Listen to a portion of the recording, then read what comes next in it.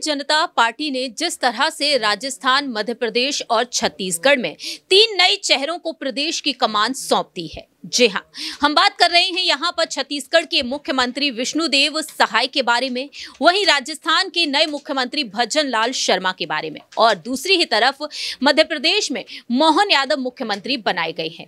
इसके बाद से अब तमाम सवाल ये उठ रहे हैं कि आखिरकार इन नए चेहरों को आगे तो कर लिया गया, सभी समीकरणों को साधती हुई बीजेपी अब नजर आ रही है आगामी लोकसभा चुनाव को मद्देनजर रखते हुए, लेकिन अब भविष्य क्या कुछ हो सकता है, वसुंधरा राजे सिंधिया, डॉक्टर रमन सिंह और शिवराज सिंह चौहान का, इस पर अब जवाब दे दिया गया है बीजेपी हाईकमान की तरफ से। नमस्कार, मैं प्रांशी राठौर और आप देख रहे हैं नेक्स्ट 9 न्यूज। दरअसल आपको बता दें कि बीजेपी के राष्ट्रीय अध्यक्ष जेपी नड्डा की तरफ से एक बड़ा बयान सामने आ चुका है। जेपी नड्डा ने अपने एक निजी इंटरव्यू में अपनी बात रखी है। जब उनसे पूछा गया कि क्या आपने इन दिग्गजों को, इन तीनों ही नेताओं को अब बैठने की सलाह दे दी है, तो वह कहते हैं कि नहीं, बैठने के लिए नहीं कहा, बल्कि यहाँ पर उनका कहना यह रहा है कि भविष्य में जल्द से जल्द फैसला लिया जाएगा।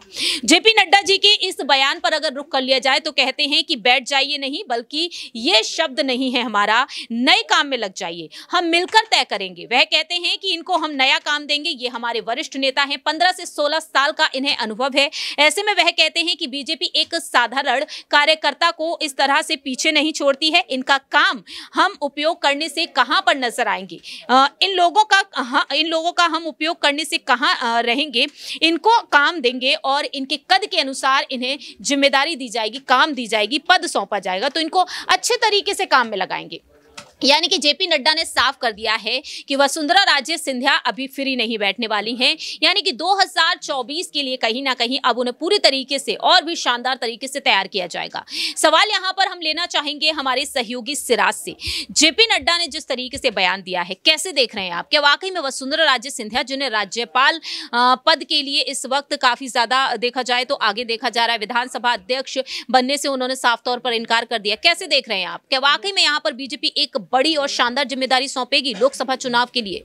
देखिए, बड़ी जिम्मेदारी की बात करें तो जिस तरीके से वसुंधरा राजे और शिवराज सिंह चौहान की अटकलें सामने आ रही थी, उसके बाद से राजनीतिक विशेषज्ञों यही अनुमान लगाते हुए नजर आ रहे हैं कि जो आपको समझना होगा कि राजस्थान में 25 लोकसभा सीटें हैं और उसमें जो है लोकसभा चुनाव 2024 आ रहा है, उसमें बीजेपी जो है बड़ा खेल करना चाहती है और उसमें 25 सीटों में जीत करने के लिए मुझे लगता है वसुंधरा राजे का एक बहुत बड़ा मदद की ज़रूरत होगी बीजेपी को। और यही वो वजह है कि वसुंधरा राजे को सीएम ना बनाकर उन्हें अभी जिस तरीके से कयासों के बाजार लग रहे हैं, उसके आधार पर अगर कहना चाहेंगे तो लोकसभा चुनाव में वसुंधरा राजे का बहुत बड़ा एक रोल रहने वाला है बीजेपी को उन 25 सीटों में जीत दिलाने के लिए। तो अभी तक जिस तरीके से ये कयास लगाए जा रहे हैं, मुझे लगता है शिवराज सिंह चौहान को भी जिस तरीके से लेकर तमाम तरह की बातें सामने आ रही थी, तो ये सारा खेल आप तीनों मुख्यमंत्रियों में देखें तो कोई भी ऐसा मुख्यमंत्री नहीं है जिसपे अच्छा खासा अनुभव हो और जो पहले भी कोई बड़ी पद पर रहा हो। तो ऐसे में जो है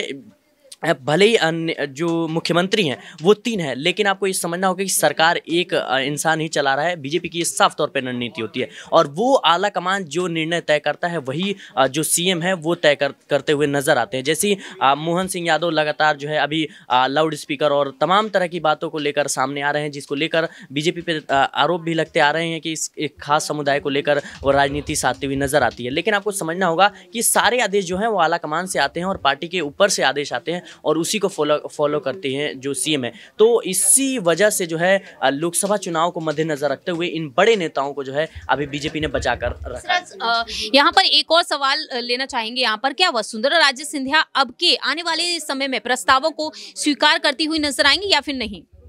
किस तरह की प्रस्ताव की आप बात करें? देखिए, जेपी नड्डा जी ने जिस तरीके से प्रस्ताव दिया था विधानसभा अध्यक्ष वह बन जाएं, तो उन्होंने उस प्रस्ताव को ठुकरा दिया था। अब उनकी नाराजगी जिस तरीके से देखने को मिली, कड़े तेवर देखने को मिले, तो लोगों का कहना ये तक रह गया कि कहीं ना कहीं बगावती सुर वह अपना सकती हैं। कैसे देख रहे हैं आप?